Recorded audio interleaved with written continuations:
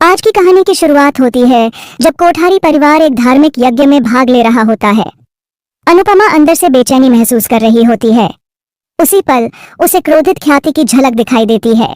इसके बाद उसे मोटी बा, माही, राही और पराग नजर आते हैं जो सब उस पर ताने कस रहे होते हैं। राही गुस्से से बोलती है, आप फिर से हमारे पुराने दर्द क्यों कुरेदने आई हैं? वह अनुपमा से कहती है कि यहाँ से चली जाए। तभी अनुपमा नींद से चौंक कर उठती है। इसी समय राही और प्रेम उसकी तरफ आते हैं। राही को उसे देखकर आश्चर्य होता है। प्रेम और राजा दोनों उसे अंदर चलने के लिए कहते हैं, लेकिन मोटी बा गुस्से में कहती हैं, तुम लोगों को यहाँ आने की हिम्मत कैसे हुई? ख्याति व्यंग्य कसती है। अनुपमा में तो अब शर्म बाकी नहीं रही। जिसे इस घर से अपमानित करके निकाला गया वही फिर लौट आई है। राही गुस्से में कहती है, मुझे आपसे कोई बात नहीं करनी, आप मेरी माँ नहीं हैं। अनुपमा स्पष्ट करती है, मैं सिर्फ अंश के लिए आई हूँ। ये सुनकर सभी चौंक जाते हैं। अनिल दरवाजे पर खड़े बाबूजी और लीला का स्वागत करता है, लेकिन अनुपमा दरवाजे पर ही ठिठक जाती है। उसे आर्यन की याद आती है और उसका मन घबरा उठता है। वह वापस मुड़ने लगती है, लेकिन प्रेम उसे रोकता है और अंदर आने की गुजारिश करता है। अंश और प्रार्थना की याद में वह साहस जुटाकर भीतर चली आती है। लीला कहती है, हम यहाँ झगड़ा करने नहीं आए हैं, बल्कि अंश और प्रार्थना का रिश्ता लेकर आए हैं। इस पर मोटी बात अंश कसती है, जब दोनों पहले ही शादी के फैसले पर पहुंच गए हैं, तब यह रस्मों रिवाज की क्या जरूरत है? हमारी बेटी उस दिन हमारे लिए पराई हो गई जिस दिन उसने आपके घर में रहना शुरू किया। अनुपमा जवाब देती है, अगर उस वक्त प्रार्थना को कोठारी परिवार का समर्थन मिला होता तो वह आज भी आपके साथ होती। उसी पल गुस्से में गौतम बोल उठता है, अनुपमा ने ही प्रार्थना को तलाक लेने और दूसरी शादी के लिए भड़काया था। इस पर अनुपमा पलटकर जवाब देती है, जब तूने प्रार्थना पर हाथ उठाया तब मैं चुप नहीं रही, तो क्या अब भी गलत मैं हूँ? प्रार्थना कई दिनों से शाह परिवार के साथ रह रही है और वहां उसे बेटी जैसा प्यार मिला है। आपको अब उसकी खुशियों के बारे में सोचना चाहिए। वह यह भी जोड़ती है, हर महिला को अपने मायके की कमी खलती है, शायद माही और राही भी महसूस करती होंगी। इसलिए मैंने अपनी खुददारी छोड़कर यहाँ कदम रखा है, सिर्फ बच्चों और दोनों परिवारों की खुशहाली के लिए। लीला आगे कहती है, इस रिश्ते से हम पुराने टूटे संबंधों को फिर से जोड़ सकते हैं।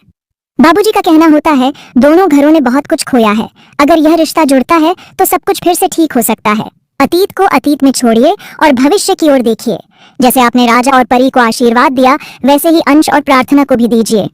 लीला मानती है, मैं पहले इस रिश्ते के खिलाफ थी, लेकिन अब बच्चों की खुशियों को देखते हुए मैं राजी हूँ। आप भी मान जाइए। अनुपमा आग्रह करती है, अपने गुस्से का निशाना अंश और प्रार्थना को न बनाइए।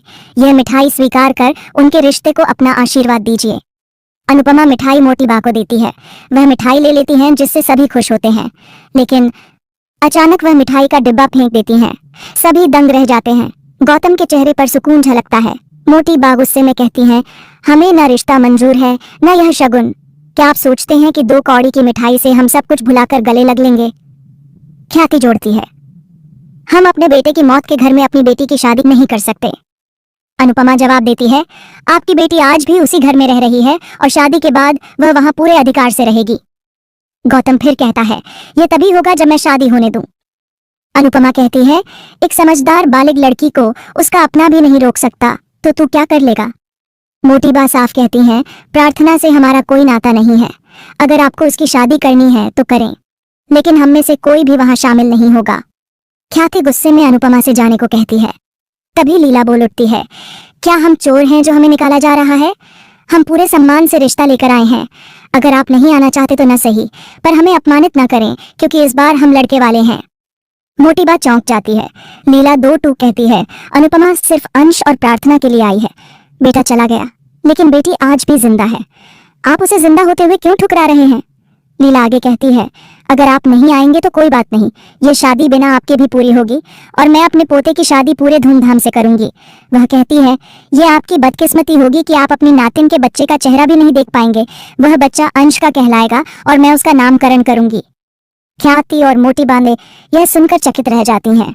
लीला जोर देती है, महंगी ज्वेलरी से नहीं, दिल से कोई बड़ा बनता है और हमने आज यह साबित कर दिया है कि हम दिल से बड़े हैं।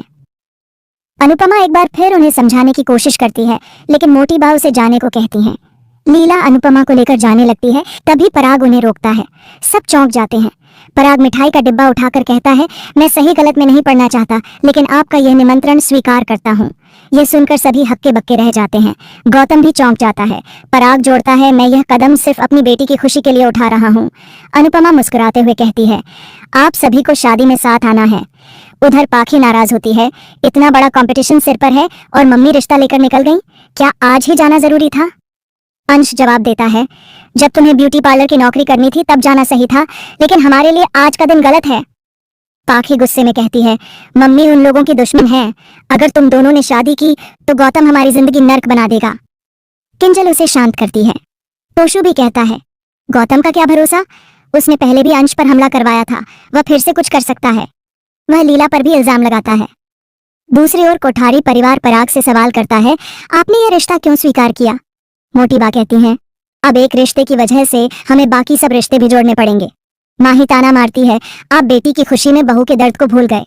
गौतम गुस्से से कहता है, मैं प्रार्थना को सबक सिखाऊंगा और उसकी औकात दिखा दूंगा। तभी पराग चिल्ला पड़ता है, जिससे गौतम डर जाता है। पराग कहता है, मैंने सिर्फ मिठाई रखी है, इसका यह मतलब नहीं कि रिश्ता भी निभाऊंगा। वह कहता है, अगर बेटी ने घर छोड़ा है तो शायद घर वालों की भी कोई गलती रही होगी। दूसरी तरफ प्रार्थना घबराई हुई अंश से कहती है, कहीं हमारी वजह से अनु आंटी को कोई मुसीबत न हो जाए। तभी अनुपमा थाली बजाते हुए वहां पहुंचती है और सब चौंक जाते हैं और यहीं एपिसोड समाप्त होता है।